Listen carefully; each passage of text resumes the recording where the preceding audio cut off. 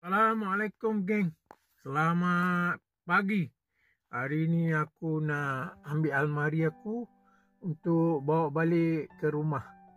So jom kita tengok. So inilah tempat aku buat kerja. Ni orang longgok sampah. Dia orang buat bisnes roro. Dia orang dulu kat sana longgok, lepas tu dah tolak sana, dia bawa ke sini, lalas sekali sampailah dekat bangsa aku, penuh kat depan. So apa pun, hari ni aku nak ambil aku punya almari, nak bawa balik rumah. Nak bawa balik rumah, letak kat rumah sebab dah siap lah. Okey, jom. Kan kereta tak boleh masuk rapat, jadi aku bawa troli aku lah, bawa troli. Nanti kita tolak sampai sini, kita angkat masuk dalam kereta.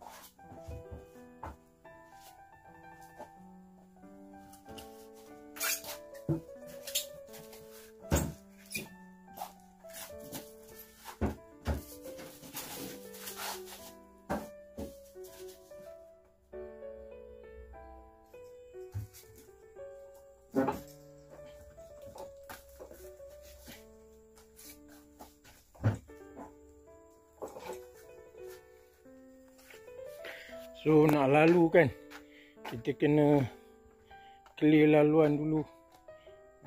Tengok, aduh pening juga.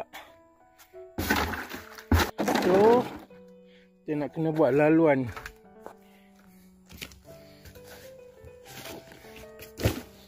Kita dah ada laluan sikit. Laluan sikit.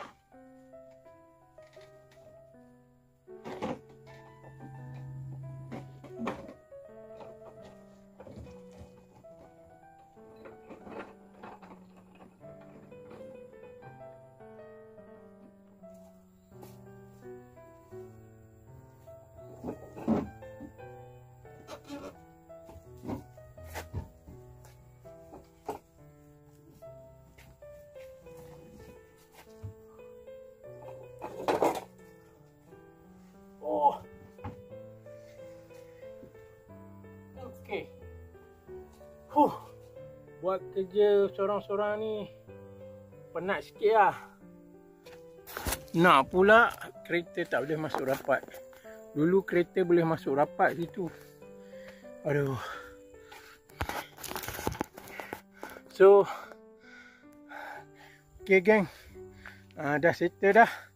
Loading barang, aku nak bawa balik rumah. Nanti tengok sambungan yang lepas ni. Aku nak cerita macam mana, apa yang aku buat restoration dekat almari tu. Okey, Assalamualaikum. Jangan lupa like, share, komen dan subscribe. So, salam.